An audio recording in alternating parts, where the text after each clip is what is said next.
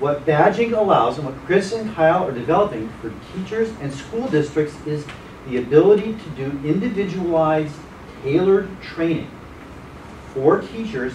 And you asked earlier, why gaming? Because you'll do it.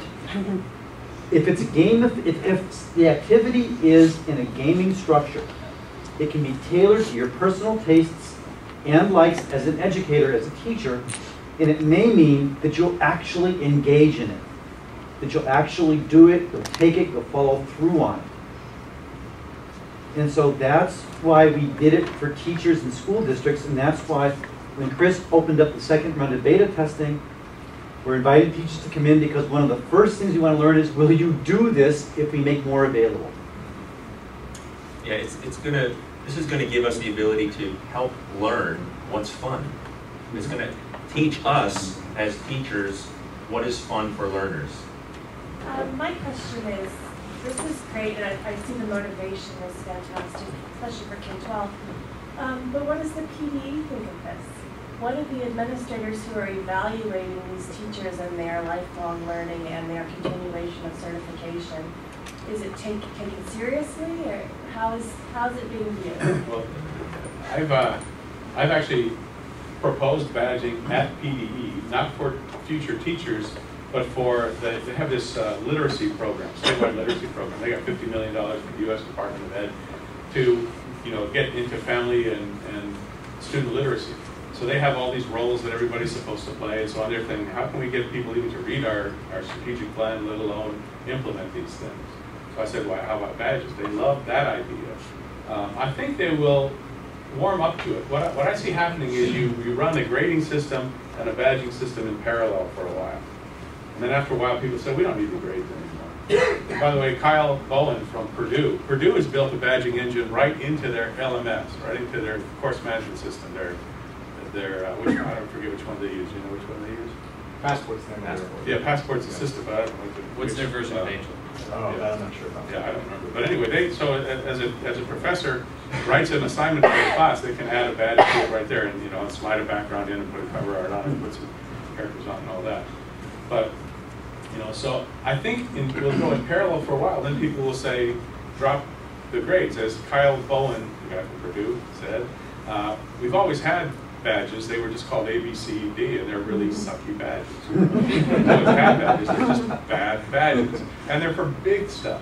So I call this like micro certification with badges that are a lot cooler. And that way, if somebody doesn't complete a whole degree, they've already learned some things that might make them marketable, and they've got credentials that show that. So as I liked what I think it was Ken who said, you've got to look at it from the earner's perspective.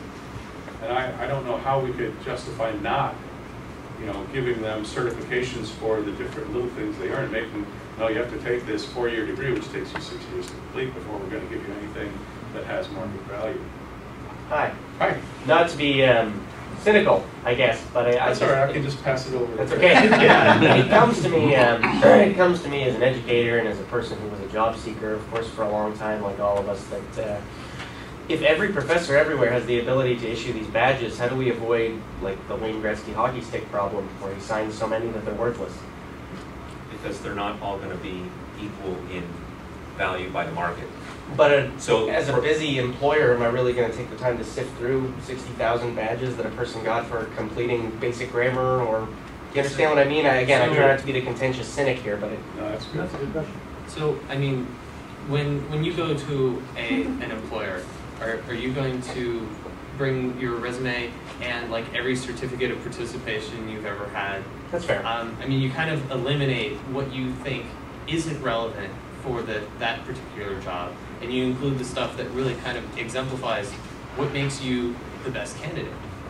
So you kind of get rid of all that stuff, and I don't think that it's kind of hard to argue the Wayne Gretzky thing, because I feel like I've had classes with 700 students here at Penn State, and yeah. I feel like I still got as much value out of that as it's not like they watered down the value of that class by there being so many. Yeah, that's not what I mean. It's more like if we were to hand out everybody degrees and certificates of participation for everything, the individual items, not necessarily the learning is becoming devalued, but that the certificate is. So I think what my response would be that you display badges in response to a request. So like, Okay. here's a job, and I need leadership skills. I need somebody who's got, culturally aware, Gotcha. who's got the diversity credits, and who can do Excel up to this, right? So right now, everybody says, oh yeah, I can do Excel. I'm Excel wizard. I'm going to take a side. Those are called courses. And Well, those are badges. But the courses right now, there's no information. Yeah, so there's no information inside the course. You Yeah, can, but I if you tell take you. Calc 1, I mean, yeah, come on. Okay, so Calc 1, that's pretty well defined. Econ, these are pretty commodity. Yeah, but go courses. beyond the basics. Go beyond the commodity courses. You're right, those are commodity courses. Those are pretty well understood. But get into any graduate program and you don't know what's inside there. And then the grade you got was for there were 18 weeks worth of different things together, and the grade at the end is usually an A if you're in graduate school. It doesn't really say how you compare to other people. But if we could just award badges that people did in fact earn, and if they were competency-based. So another reason I like badges is they're usually competency-based. To earn this badge, it's not like I'm going to give everybody an A at the end, or I'll give you a B and you won't know which of these you actually did and didn't learn. The idea is that you only get the badge if you've demonstrated something. And that something can be supplied inside the badge. For example, with a link, not all chemistry or calculus students are created equal, right? You're going to have some that are going to rise to the top, and the evidence can be linked to the badge. So you click on that link, it takes that employer to show me some of the work from this person. Let me see what they actually did. Were they really thinking forward, or are they just kind of getting by? And I'd like to see an application of calculus badge, and a creative application and a problem solving with calculus badge, and things like that take it not just beyond using the algorithms, but actually doing it in the world. How do you apply this to something like the liberal arts? So you talked about diversity, but like if you take a class like ITA for sports media and society, which touches on some of these things. So like the badge may say, knows about race, gender, and sports to an extent, but like how would you quantify like badges in English or badges in history or African American studies or women's studies? Like where these things are not clearly defined. Philosophy. Existential angst badge. I mean, Hates his existence. Well, how do you assess them now? How do you assess those things now? well, from the graduate level, you assess them by like your course paper, and are you turning them around for conference papers and things of that nature. Okay, so that could be the evidence for the badge. You could supply that as So I think, if I were president of a university or supreme dictator of a university, which that role doesn't exist. Actually, it may in certain emerging universities, it kind of is that way. I would say in every course, there have to be at least 3 badges. If there aren't 3 things you're going to care about in an 18-week period, 3 things you're going to care enough about to define them well and measure them well, then that course should be off the books. So, but I understand that not everything is well defined and some things are fuzzy. But still, by trying to define them and talk about them and know whether you're, use a rubric and whether you're a 3 or a 4, we can argue about that. But the fact that we are arguing about it is going to improve performance. So, I don't know, and I'm really anxious. As I said, I'm talking to, of course, to Sam Richards and his people this afternoon, and that'll be fun to see what they do with them. Well, just to build on that point, Kyle, I mean, we talk a global perspective, right? Critical thinking, things that Penn State wants all of its graduates to have when they leave here.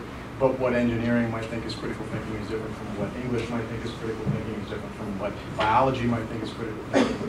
So even those kinds of things. And yet we say, our students, oh, they have these great perspectives and things like that. But are those ever measured? And then that's the difference too. So like the engineering cares about entrepreneurship and creativity and so on. They'll have entrepreneurship badges, and the College of Business will have entrepreneurship badges too. And then other universities will. It'll be a way to differentiate, to see, well, here. So now I actually know what they mean when they say entrepreneurship. I know what the person who earns this badge can do this, this, this, this, and this.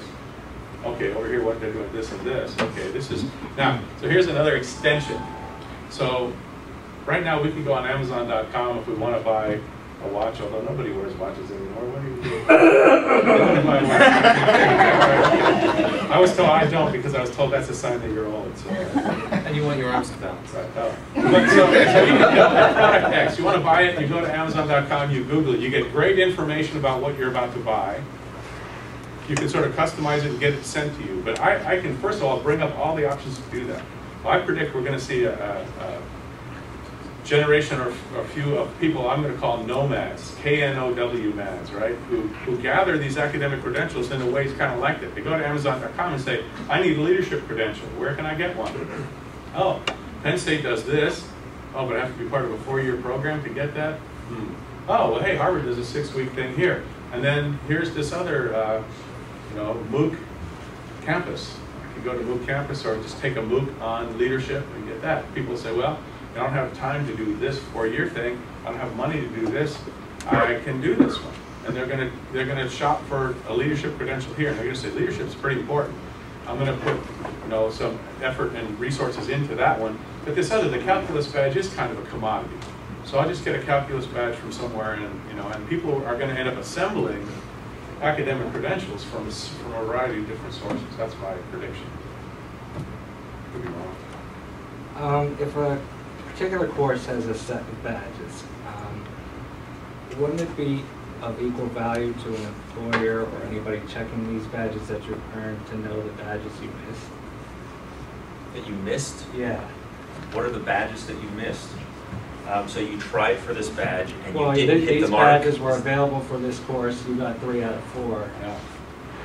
Is there any way for anybody to know this one was available, but he or she didn't? I think it would, and I think that one of the things that might happen, and some people would say should happen, is that we create those sets of badges in conversation with employers. So they would say, I hire a lot of instructional designers. Here's what I want in the instructional design badge, right? These 7 things. And then if somebody comes out with only 6 badges or 5 badges, and they didn't get the people skills badge. Wait a minute. So why didn't he get the people skills badge? Oh, what's this about? Good choices. Harassment? But I think that brings up another. I'm going to draw something again. It brings up another interesting point about the gamification of learning. So let's say you have a meta badge. Kyle spoke to the idea of meta badges, which is a badge that consists of other badges.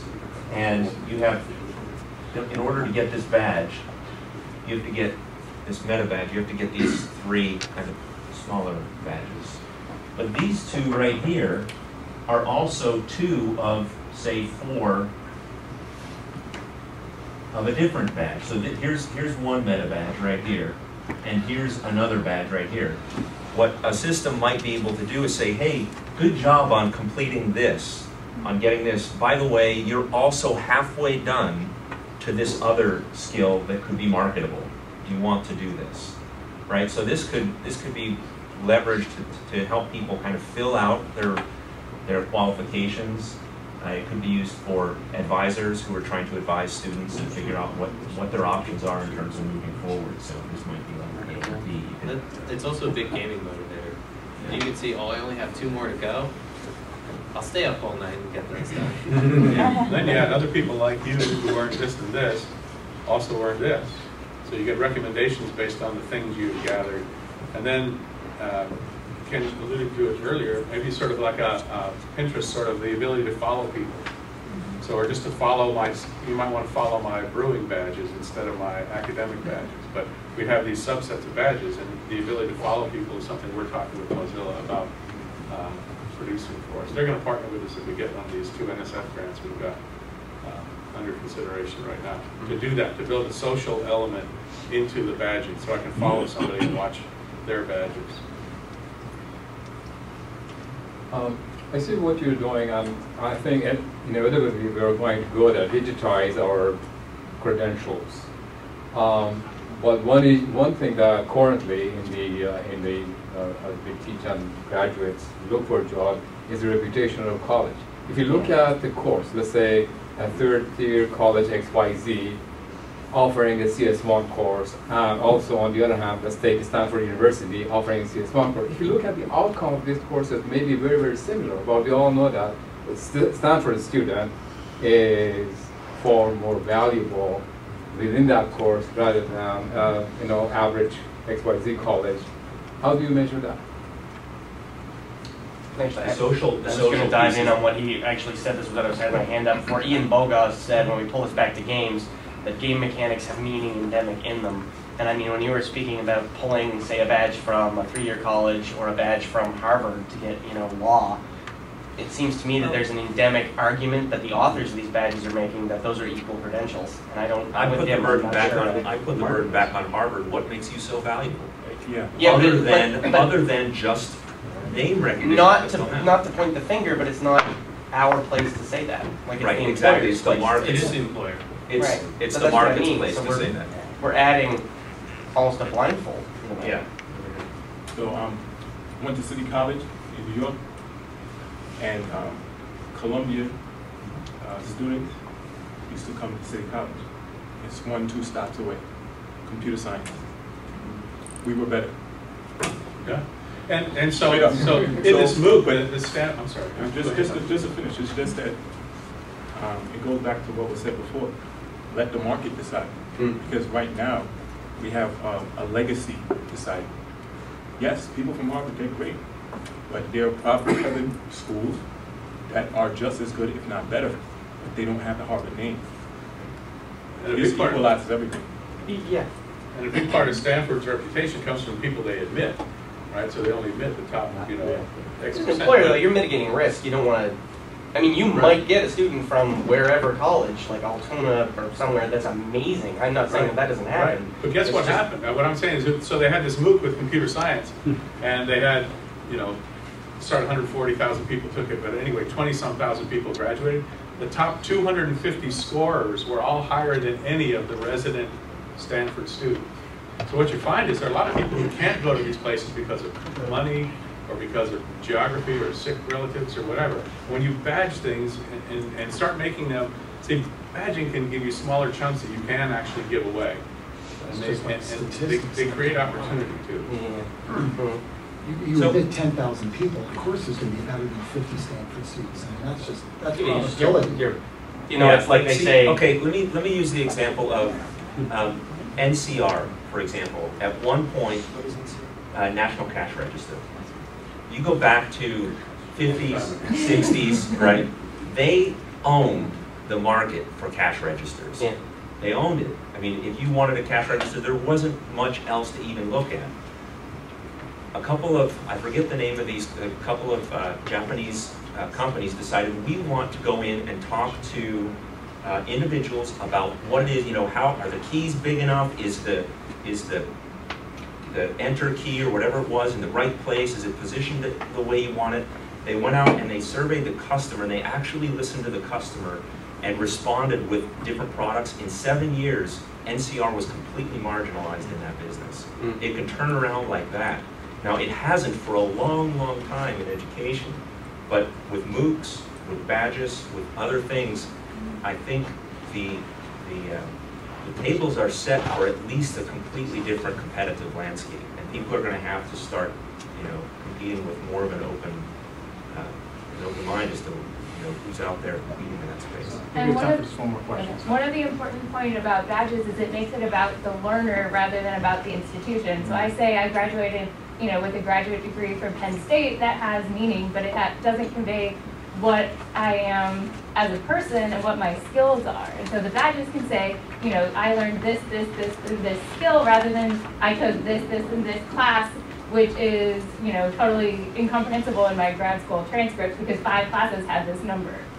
And so it describes the content of what I learned as a person and what value I have, rather than what value the institution has in terms of everyone that comes from Penn State isn't the same. So as you guys can probably tell, this is sort of a provocative area. It's a relatively new area. It's budding. It's exciting. We've got 3 great minds that have been thinking about this. To be fair, they're not all up here by accident. We've had the pleasure of working together for quite a while. And so for those of you who are curious about doing this, either at Penn State or you have K-12 interest or professional development interest or wherever the leads might take you, we're working on something that hopefully can help to facilitate that. So get excited, start thinking about these kinds of things, and bring skepticism because we're looking for people to get involved. So with that, please thank our fantastic panel.